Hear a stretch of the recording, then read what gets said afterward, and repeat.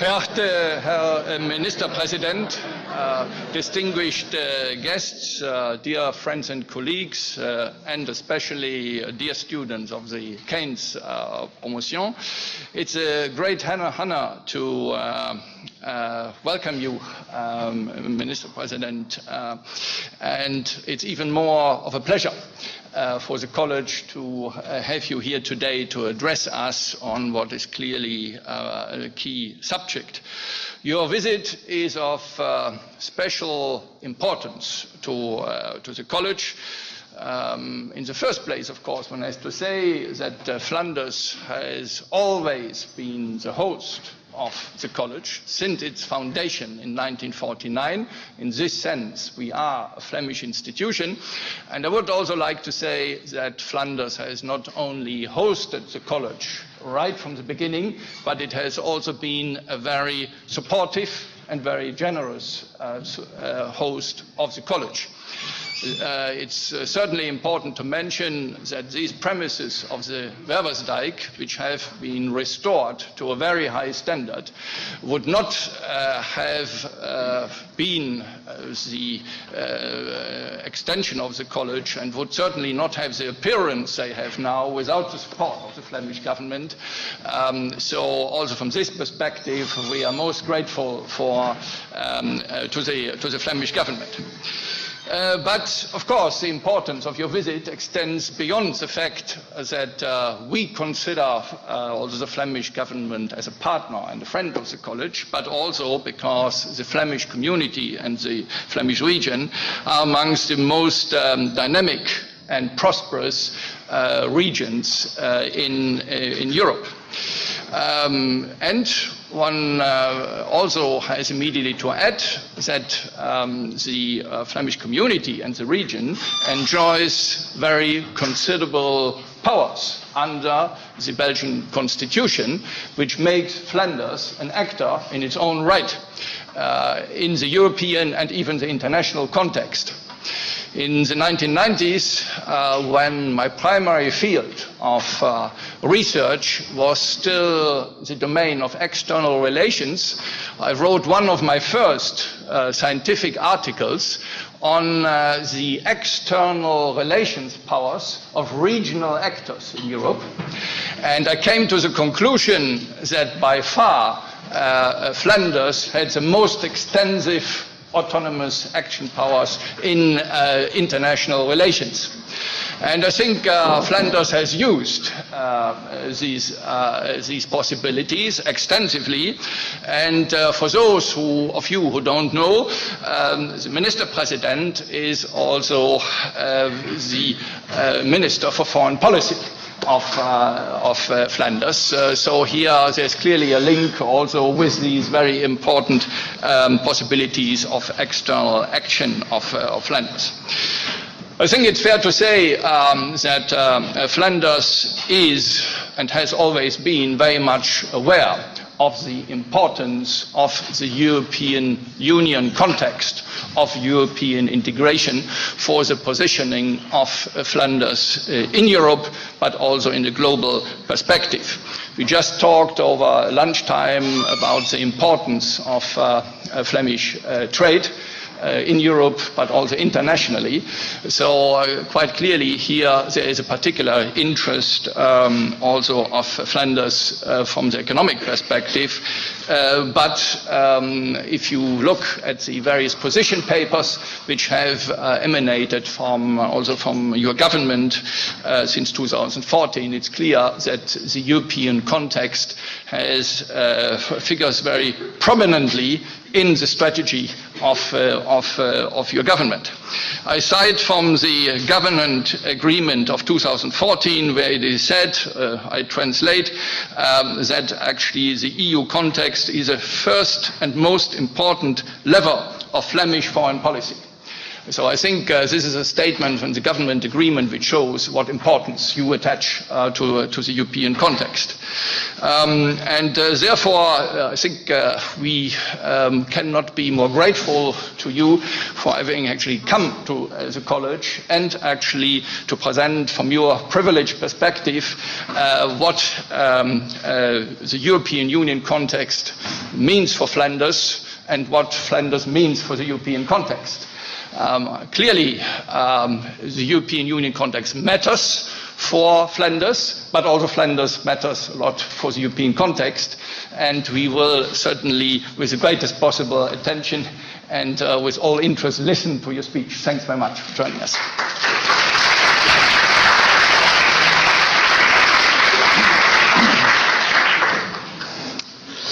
Rector Monard, dear professors, Mr. Senator, ladies and gentlemen, dear students, thank you very much for your very kind introduction, Mr. Rector. You're well acquainted with Flanders, with the international position and policy of Flanders. I will read one of your first papers you wrote about the external policy of regions and especially of Flanders. Indeed, we have a very active, proactive policy towards Europe and international policy. We are a special case, I suppose, in the European Union. We have a treaty power. We are participating to the European councils concerning our competences. So for us, the European Union is indeed the first and most important level of our international policy. Thank you not only for the introduction, thank you for the invitation. It gives me the occasion to say a few words on the vision of Flanders on the European Union and of the position of Flanders within the European Union. So I'm very happy to be here. Flanders is indeed proud to be the host of the eminent postgraduate institute that the College of Europe is. Whilst I myself never attended, I've met quite a few anciens, amongst others within my own staff and administration, and I was always struck by the fire and enthusiasm with which they spoke about their experience here in Bruges. I wish you all the same exciting experience as they had. This college and you students, all of you, represent a little European cosmos, an international cosmos, a reflection of our old but vibrant continent. The spirit of Bruges is renowned, as is the commitment of the college students to the ideal of the European Union. And this ideal will be the main theme of my intervention today. Just around the corner of where we are, you can see the Palace of Bruges, named after the wealthy Bruges-based family that lived here in the Middle Ages. And Louis of Bruges was a humanist and patron of the arts. And his motto was, plus est en vous. This sums up my message today. European Union, European citizens, there's more in you than meets the eye. Let's bring out this potential. Let's bring back the Union I knew. When I was a young adolescent, I remember lively we had Hendrik Brugman's debate circles, named after the first rector of the college, in a lot of Flemish cities. And many people embraced the European ideal. Let's bring back the Union I knew, when cities and towns were twinned across Europe and the peoples of the Union really met and exchanged ideas about their expectations. When the EU machinery in Brussels was not perceived as bureaucratic, remote or off touch with people's needs and worries. When the EU delivered concrete results that connected the peoples of Europe, generating wealth for all. When border controls between countries were halted, yet Europeans felt secure and protected by their union. Today we see that the European ideal is under fire, perhaps more than any other time in its history. It's questioned and attacked from all fronts. The explanations and analysis about why the Union is so much under fire are abundant. The calls for renewal and solutions are equally diverse. We have the Tusk Doctrine prior to the Bratislava summit. We have the Juncker view in the State of the Union. We have the Visegrad 4, the Benelux 3, the Weimar Triangle, the Balkan Route Group, and so on. We lack clarity of purpose.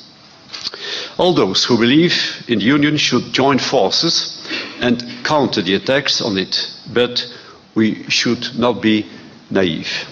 We have to drastically change our discourse and define new ways to translate this ideal into a meaningful union which is at the service and gives perspectives to its citizens. This means that we need to address the real fears and concerns of citizens on which they feed. We need a story that enthuses European citizens. We need a new deal for the EU that puts an end to this almost existential crisis in which we are. We need a new mobilizing vision, something like the Single Act that put a stop to the Eurosclerosis of the 80s. Although I do know I'm speaking before the next generation of renowned EU practitioners and probably carrying oaths to Athens, I would nevertheless like to present you some ideas about what this new deal could look like. Let's have a look at the community of values and principles first. I think the European Union should better defend, promote and stick to its own funding principles and fundamental values, which are rooted in the constitutional traditions of its member states. We are all democracies that respect the rule of law and the fundamental rights without compromise. To me, the European Union should be a community of values and principles and a beacon of hope and enlightenment, an example to the world.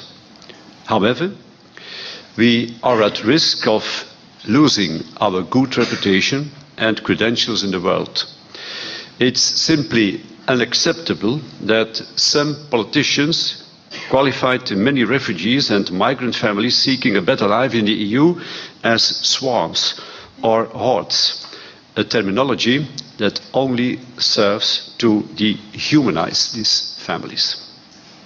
In my view, the European External Action Service has a strong role to defend and uphold human rights in its relation with third countries. But being a community of values and principles, it's not only something that governments and the EU institutions should aim at. There is also a responsibility for the individual. We, European citizens, need to adhere to our own principles without compromise. European citizenship means that there is no place in the Union for stigmatization, for discrimination, for racism, for hate speech, for hate crime. None. This is behavior that is not to be tolerated, not by people that have been living all their lives in Europe, nor from people that only joined us recently. The European citizenship does not and cannot supplant national citizenship and identity. It complements it. August Vermeulen, an early 20th Flemish intellectual, put it like this: we want to be Flemish to become European. And so it is. We are French, Poles, Lithuanians, Greeks, Austrian, Danes, Portuguese and European. So the Union should respect the diversity of its peoples, nations and citizens.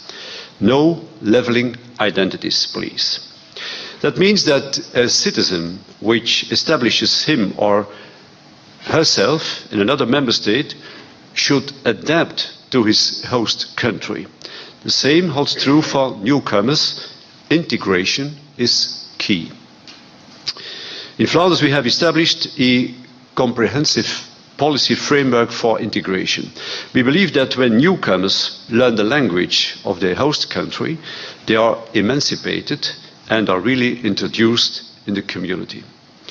Some people come from afar and are less familiar with the way our societies work. This is why we invest in the promotion of the principles of democracy, the rule of law, fundamental rights and liberties among newcomers as well. In Flanders, in some cases, we have made integration programs compulsory.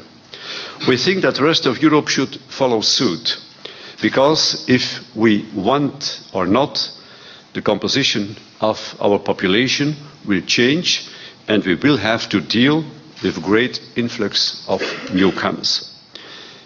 I have mentioned the word nation. Respect for diversity should also apply to them. All member states are equal, but we all have our specificities. The Union should respect the cultural and constitutional diversity of the member states. This includes cultural diversity within member states. Throughout the centuries, countries came and empires went. History has shown that states are not here for eternity. As we acknowledged the right of nations to their own state in the past, we should acknowledge the right of other nations to have it, if they wish so. The European Union has to take into account democracy, or it does not have a raison d'être. So, if and when we hear the call of nations, such as Catalonia or Scotland, we, as the European Union, should listen to them and do what we can to accommodate their desires. In my view, this means that we should be prepared to recognize the independence of the new states of Catalonia and Scotland, should they ever come about after they gained independence in a legal and democratic manner. In their choice for or against independence, people should not fear of being pushed out of the European family. This means to me that new states that were formerly part of old member states should be granted a preferential and fast-track treatment in accession talks. Brexit and its impact on the EU is the second theme I want to discuss. Brexit has certainly lit bar tensions and frustrations within the Union. The result of the referendum is a defeat for the Union, but also for the United Kingdom. Both parties will lose because of Brexit. The only positive fact I can think of today is that all Europeans now, or majority of Europeans know what that famous Article 50 is all about. However, the British people have spoken and their will should be respected. I believe that the EU has not been sensitive enough to people's worries. Yet the no vote is more complex. Since the outbreak of the financial economic crisis and the subsequent euro crisis, the level of dissatisfaction among EU citizens over the course steered by European policy has only risen in an increasing number of member states. The migration and security crisis is proving a divisive issue among EU member states. Social dumping and fiscal shopping are practices that foment rancor. The European population is aging. The EU is losing impact on the world stage, and the low growth rate is seen to persist. The UK referendum is just an example of a certain generalized discontent regarding the way the European Union has been run. In compliance with Article 50, member states are free to withdraw from the EU at any time. In such an event, parallel negotiations need to be undertaken with states that wish to withdraw from the Union, if the latter so wish, to lay down the future cooperation between the Union and the retiring state by way of a bilateral partnership agreement. In the case of the UK, recalibration means withdrawal. Some voices in the UK call for a hard Brexit, cutting almost all ties with the European Union. I think this would be a very bad idea.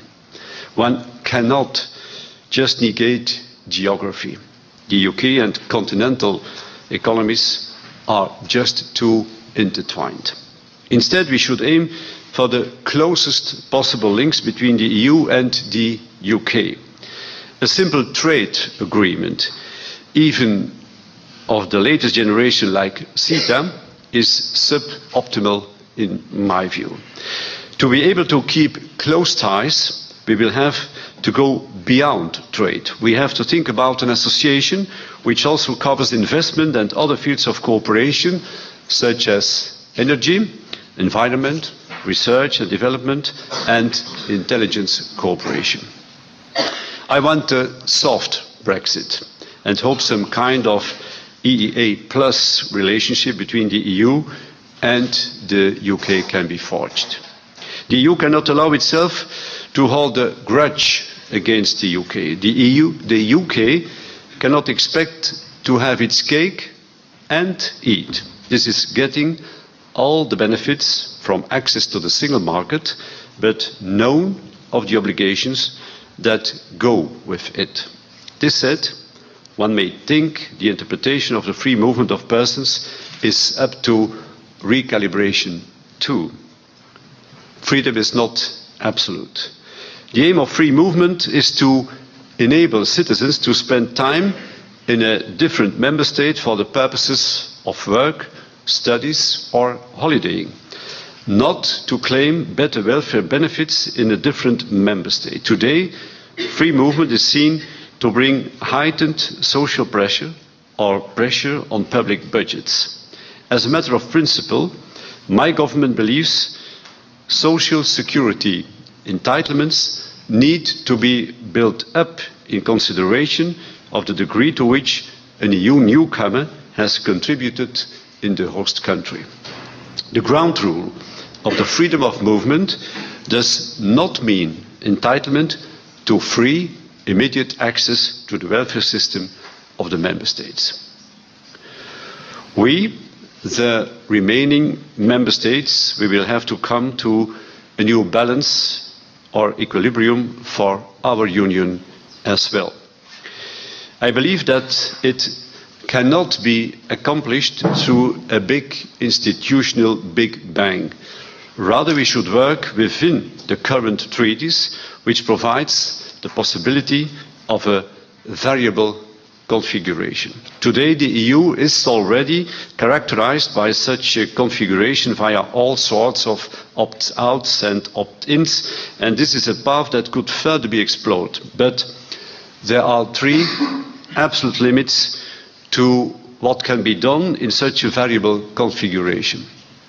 One, it cannot result in the disentangling of the essential parts of the community acquis. Two, when member states choose to sign up to less of the community agenda, logic dictates that their weight in the decision-making will diminish to an equal extent. Three, a variable configuration cannot be an obstacle to closer cooperation by member states that wish to do so. The EU should not progress at the pace of the slowest or most reluctant member state. I have already mentioned before that the EU should take into account the aspirations of the European peoples. National and regional parliaments are the emanation of such aspiration. To have legitimacy, the EU should listen to them. I believe strongly in the principle of subsidiarity.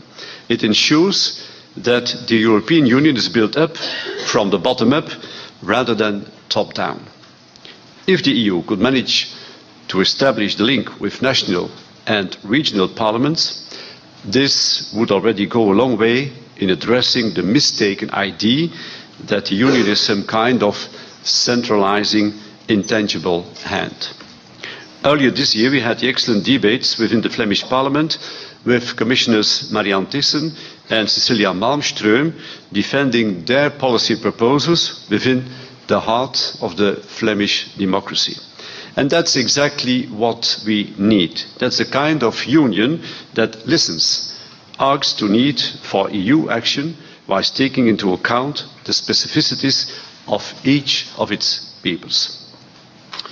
My government believes we should go one step further and provide national parliaments, in addition to the yellow and orange card, a green card.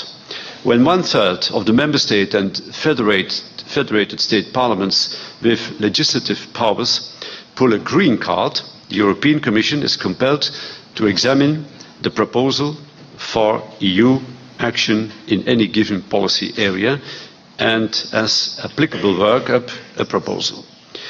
If the Commission should decide not to do so, it is required to state reasons why it is not taking any action. So we have looked at the fundamentals and sources of legitimacy of the European Union. Let's now look at what it should actually do. What should be its goals and objectives? And this is the third point I want to talk about with you. For me, the EU should ensure the creation, continued existence and further development of a common European area of economic prosperity in which citizens and businesses can thrive and reach their full potential. Historically, the internal market has been an incredible force for economic prosperity and the main driver of European integration through the progressive connection and integration of national markets. But it is incomplete. Since 1958, European economies have changed a lot, and the internal market has not fully kept pace with disruptive economic developments. It's imperative that this situation is remedied by adapting the internal market to the economy of the present, while at the same time preparing it for the future. I see three main challenges that the EU should address quickly. The first challenge that the internal market faces relates to services. While de jure, the circulation of services, has been free since the Treaty of Rome, de facto it is still not entirely the case. And this is not acceptable. Accordingly, the further liberalisation of European services markets is a priority. In particular, the EU should aim to develop the European digital economy.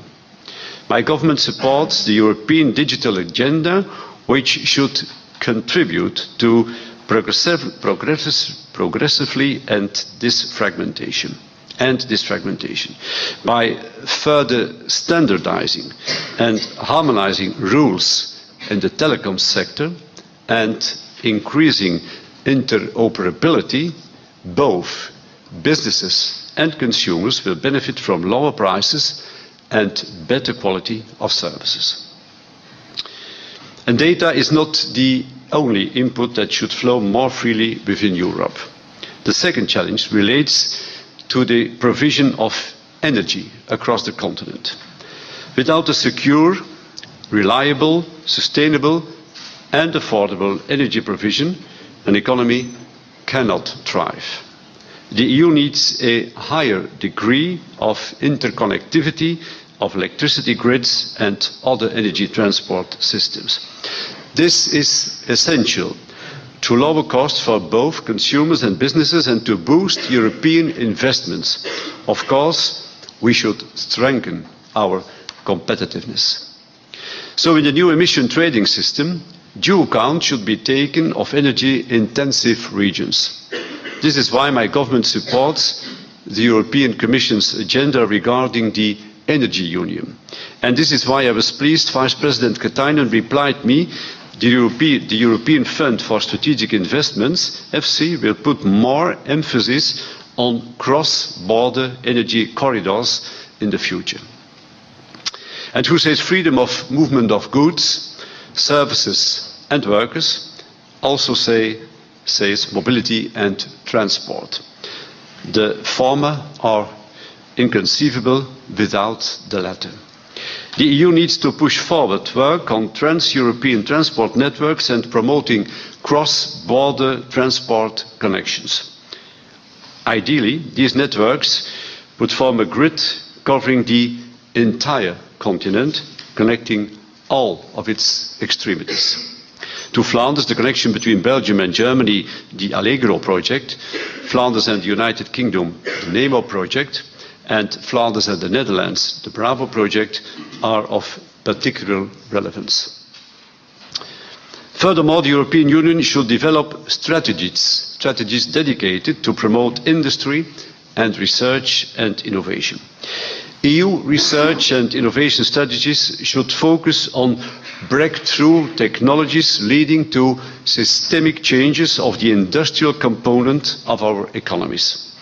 At the same time, these strategies should contribute to more cooperation between universities, between research institutes, companies and public authorities. Within the Union, there is still too much duplication and fragmentation. Allocation of funding should be done more in accordance with the principles of prioritization, concentration and pooling. More investments in research infrastructure are needed. The European economy needs stability, ladies and gentlemen, and certainty. We don't need another euro crisis.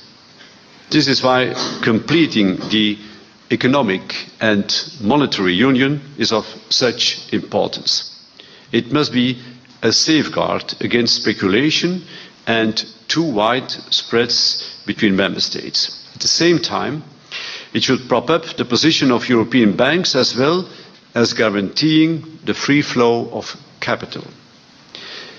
The EMU should be built up step by step. Yet it's crucial that each member state assumes its responsibility and put its affairs in order on the budget, economic and banking front.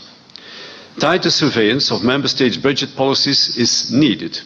And to this end, the Union needs to strictly observe the Maastricht criteria to ensure member states reach a balanced budget in the medium term and roll out the appropriate structural reforms. It's important for the credibility of the EMU that member states abide by the rules. The completion of the banking union is an important stepping stone. This implies a well-organized supervision by the ECB of European banks, a harmonized deposit guarantee scheme and a settlement system. Earlier I spoke about the importance of the internal market. Its external counterpart is equally important. The EU's trade policy is a very powerful lever for economic prosperity. Of all the EU's trade negotiations, the ones with the US received the most attention, amongst others because of the size of the prospective TTIP agreement and the ambition as regards the level of integration. The least we can say is that they are not without controversy and that there is a lot of debate. Though smaller in size, CETA has also started encountering rough weather. I think that it would be a fatal error not to conclude these two deals. Despite the rise of other world powers, the EU and the US remain the mainstay of the world economy. EU-US trade relations generate over 35 5% of world GDP. And yet, the potential of the EU-US economic ties has not been fully exploited. For me, the TTIP is very much about consolidating and ensuring that transatlantic trade remains a pillar of world economy. However, if eventually the EU is not able anymore to conclude the state-of-the-art trade and investment agreement, such as CETA, I'm convinced we need a new approach. I have proposed that in the future, trade agreements are negotiated and concluded separately from investment agreements. It's clear that not all democracies in the EU are ready to embrace the new ISDS or ICS court formula. In my view, trade agreements are to be treated as an exclusive EU power, whilst investor protection is a mixed competence. Investor protection treaties, therefore, need to be ratified by the EU and by the member states. The implementation of such treaties may consequently be confined only to those member and federated states that ratify the Investor Protection Treaty. The EU should become an investment generating machine.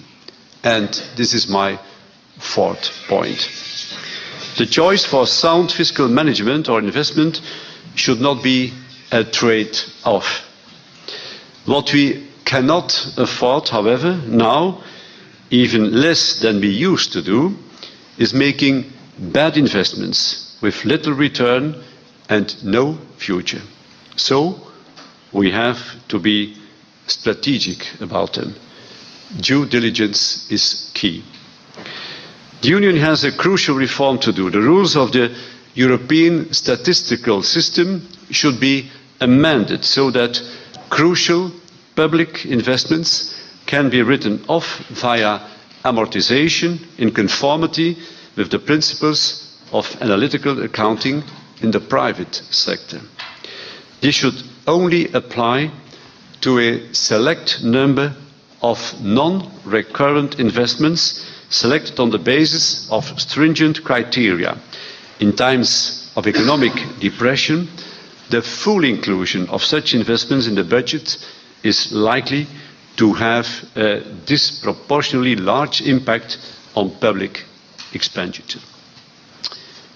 I realize revision of the ESR accounting rules certainly will be a cumbersome and lengthy process, yet important enough to make it a priority file for the Union. The Government of Flanders is also of the opinion that the existing flexibility within the stability and growth path can be better used to strengthen the connection between structural reforms, investments and budgetary responsibility, with a view to growth and the creation of jobs. It can see prospects in the temporary recognition of the Eurozone in its entirety as finding itself in a situation of serious economic downturn rather than at individual member states level. And current European rules are an impediment to public-private partnerships, which I still find a valuable tool. This trend should be reversed. We need a stable framework in conformity with the principle of legal certainty. And this could take the form of model contracts. The approval of the funding of such partnerships needs to be assessed within a reasonable time span. The European Fund for Strategic Investments is a good tool, but it needs to be more focused on greater additionality and, as I said earlier, focus more on investment in cross-border infrastructure, in energy, in transport and the digital union. I move on to my fifth point. competition between member states is good. It keeps markets sharp and healthy.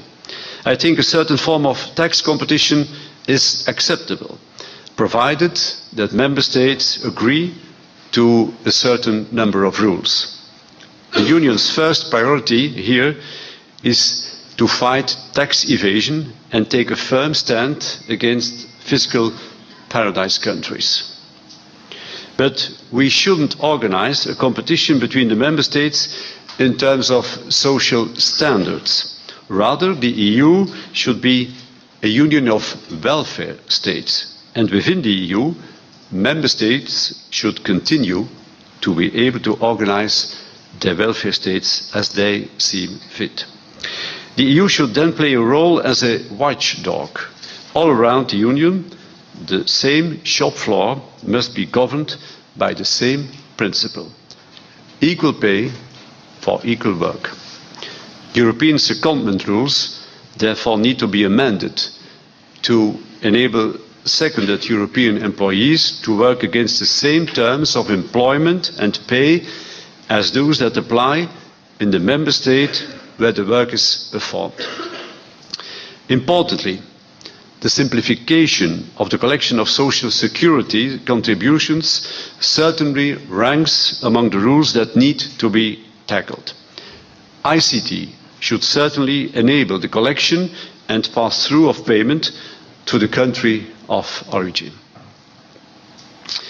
Dear Rector, professors, students, I'd like to come to my sixth and final point: the place of the European Union in the world and the security of its borders.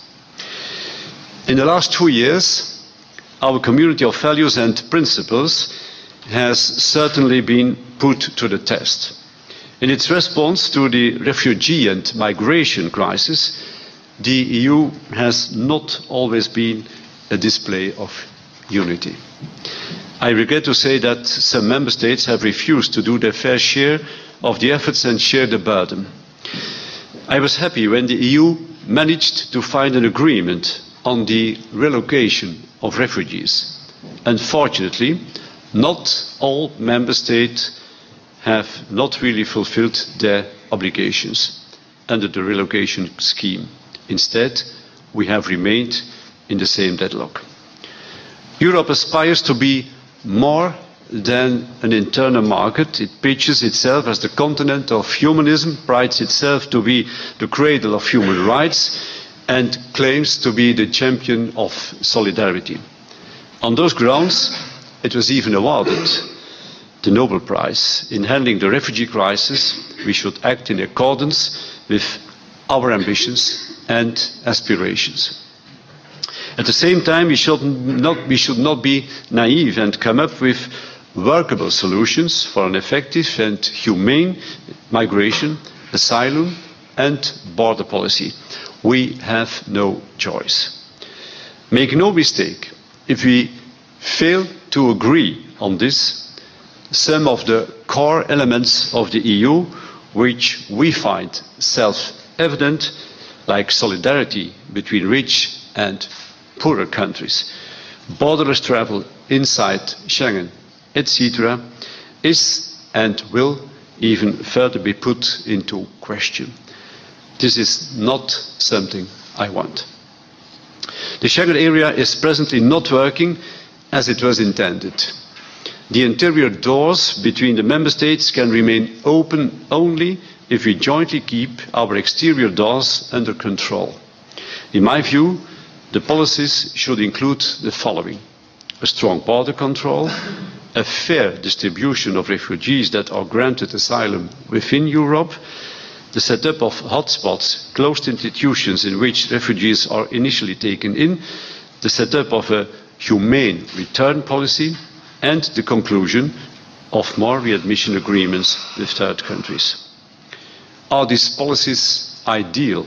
No. I'd rather prefer that we did not have to do all this, but responsible politicians cannot afford to live in an ideal world. And this leads me to the topic of the EU as a global actor.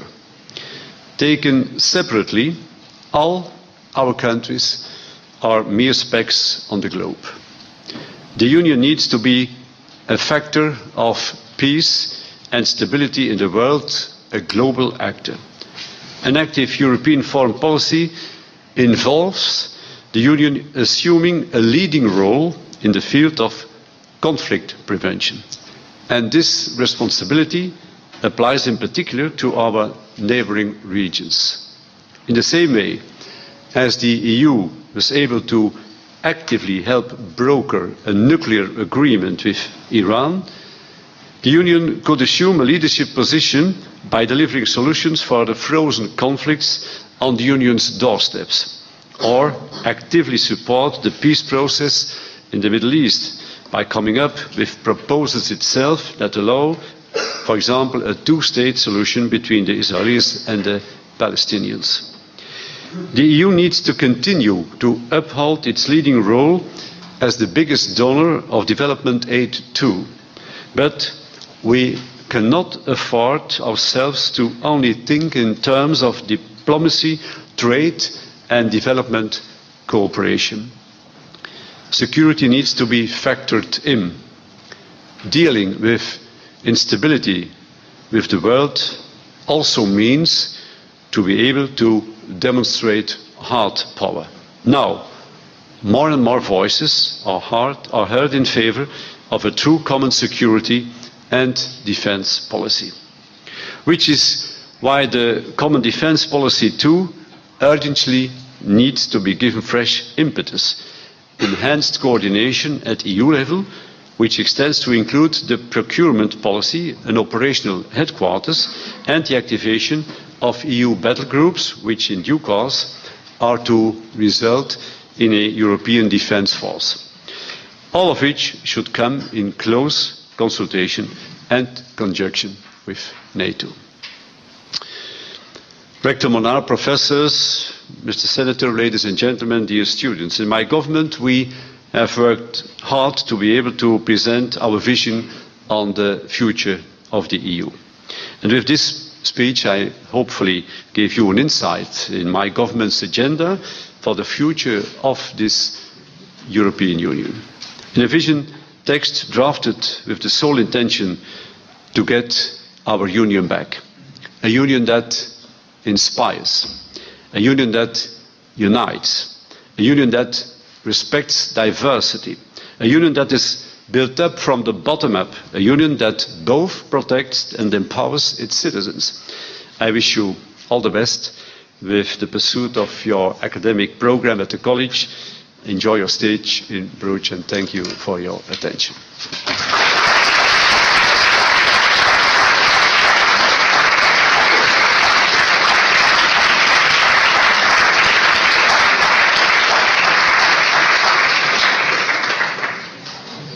Dear Minister President, I think we can't thank you enough for having covered such an enormous ground in your speech. You started with a very important and strong affirmation of the fundamental values base of the European construction.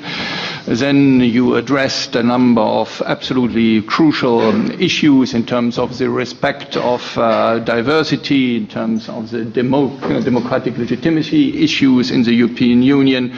You touched upon the crucial current issue of the Brexit negotiations, addressing the multi-speed perspective, and then a whole range of substantive policy issues, internal market completion, digital market, energy area, and also you clearly did not shy away also of controversial questions such as tax competition, competition between the social security issues, recognition of regional actors in the context of the European Union and potential moves towards independence.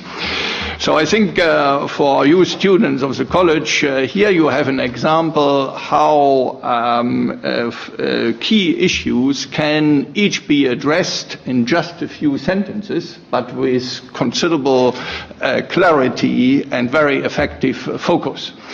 So we encourage our students to be concise on key issues, and here you have an example. So also from this perspective, you have not only given a guest speech, but a lecture which will surely leave traces in our students' work. You have addressed so many issues that I think probably we would need hours to cover all this in a discussion round. You have kindly agreed to answer a number of questions. Do we have 15 minutes, 20 minutes? Maximum 15 minutes. 15 minutes. So I will not take more time then. The floor is open for questions. For those raising questions, if you would give your name and your affiliation, meaning in the case of being a student of the college, which program you are following.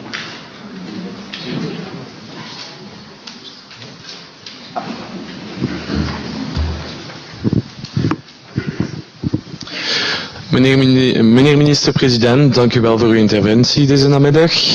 So I would like you to ask you a question because you mentioned the necessity to improve the role of the European External Action Service and the presence of the EU on the international scene.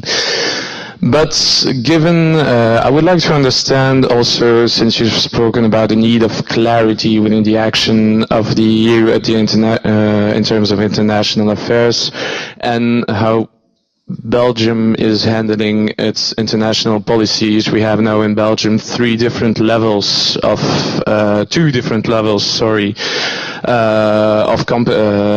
of governments having competences when it comes to international affairs. The regional government has competences in international affairs, the federal government has competences in international affairs, and at the same time the EU has competences in international affairs. I would like to know how it would be possible to have some clarity on those issues if three different levels of decision making are existing. Thank you. I think we should be aware of the specificity of the European Union. It's unity and diversity, as I said, and specifically we have to deal with multi-level governance. This is, in my opinion, essential for the European Union.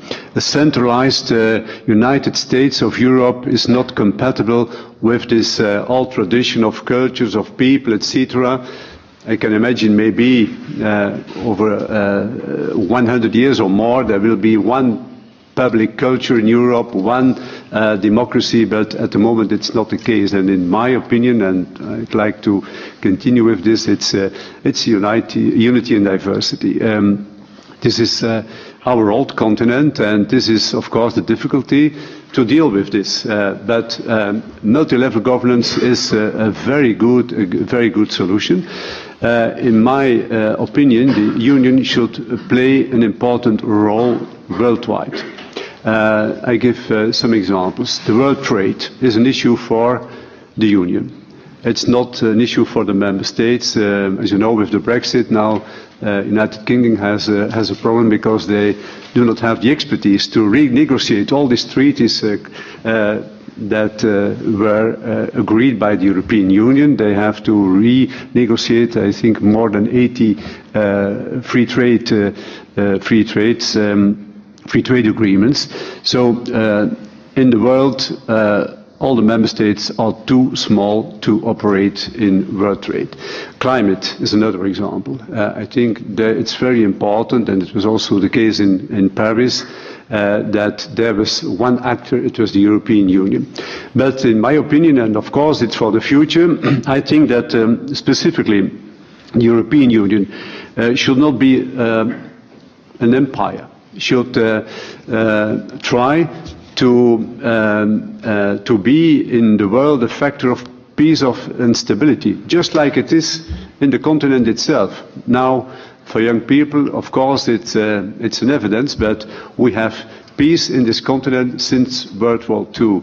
I think that European Union, without imperial ambitions, could be an actor of peace, of stability. I gave you some examples. Play a role of mediator in conflicts, in frozen conflicts. And this could be our role, I think, with, of course, in the future, a defense, European defense too. So I think that the multi-level governance is the it's necessary to build up a European Union. European Union should be built up from the bottom on, and we see two big movements. We see more regional democracy, regional powers, and in the meantime, we see that countries, people unite themselves to give advantages to their citizens to be stronger in the world. Thanks very much. This question over there. Hello, thank you. I'm a student here, and it's kind of a follow-up of the previous question, actually. You seem attached to the principle of subsidiarity as a regional executive. So my question is, in terms of international relations, if we have a realist analysis, we could say, I think, that in terms of power, the bigger is the better. And so subsidiarity is all about having the most effective level dealing with the questions. And I'd like to know if you don't think that in IR, in international relations, EU is on the most effective level. Well, it's a bit connected indeed to the first question. Subsidiarity is important, and it's also foreseen in the Lisbon Treaty that there is a possible subsidiarity test by the national parliaments. In Belgium, it's also by the regional parliaments. And the Flemish parliament, for example, is doing these tests. It's very important for the confidence of the European citizens that the principle of subsidiarity is one of the principles of the European Union. Because now there's a lack of confidence, it's too much top-down, etc., etc. So what we can decide at the most evident level, we should decide it there. We should decide on our media policy, on our education policy, on our economic development policy, etc., etc. And we should do together there where there's an advantage to do it together, to give an added value to do it together. And it is all about concerning the internal market, as I said. It's also to be an actor in the world. So these two principles, unity and diversity and subsidiarity, they are going together in my view. Thanks very much. The next question is there. Dear Minister, thank you very much for your very motivational and inspirational speech. It was an honor to hear your speech. I'm Lolita Hassani from Macedonia. Well, you mentioned a lot of challenges that the European Union is facing today, like the migration, euro crisis, security, Brexit. I would like to ask you, what is your opinion regarding the enlargement policy of the European Union? Is your government's agenda supportive towards this enlargement process? Have in mind all these challenges that EU is facing today, because you also mentioned that the European Union should take into account the aspirations of the people. What about the aspiration of the other countries that would like to join this beautiful European family? Thank you. Well, my government is in line with the Juncker Commission, who says that now in this period we should not enlarge the European Union, we should deepen the European Union and see what we can do better together. We have a lot of problems to solve, as you know. We had a lot of crises. Now we have to deal with the Brexit. There was the Greece crisis. There are still banking problems. We have to deepen the union, the internal market, as I said, for example, in the digital agenda, in transport, in energy, etc. If you enlarge the European Union, you will have a lot of problems, also concerning the first issue I mentioned. We're a union, a democratic union, based on the principles of the Enlightenment. And we should be more than a free trade zone. And it's very important that these principles, that we can keep this as basic for the European Union. So now deepening the union, not enlarging the union.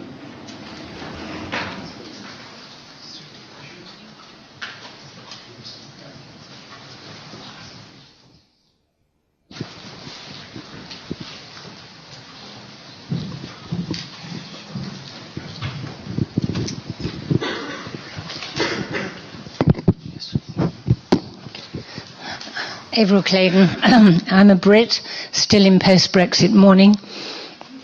I just wanted to ask a simple question on a practical level. How on earth are you going to deal with people like the man who leads Hungary? Here? Can you hear now?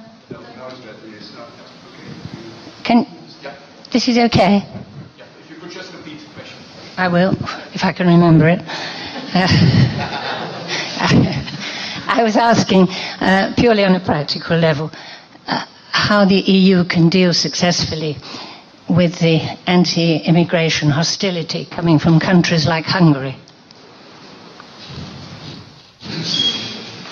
Yes. I don't expect you to give a magic bullet answer. Well, I think there's a lot of concerns on certain member states now, which are really, let's say, maybe not in conflict with the principles of the European Union, but far against the limits of it. So I think that always the Union should stand firm on all these principles of humanism, of the principles of enlightenment, the fundamental rights and freedom. For me, it's really that what unites us. And if there are member states with let's say agendas which are in conflict with these fundamental rights, I have a big problem, and the Union should be very firm in this. I think we cannot allow any concession on these principles. Well, thanks very much, Minister President. I think your answer to the last question rejoined, so to say, what you said at the beginning of your speech about fundamental values. So from this perspective, it's a nice, so to say, conclusion also. Unfortunately, we can't take more questions because you have a very busy agenda, and we are so grateful that you have found the time to come and having given such a comprehensive overview of your policy priorities also for the EU. Thanks very much again. Thank you.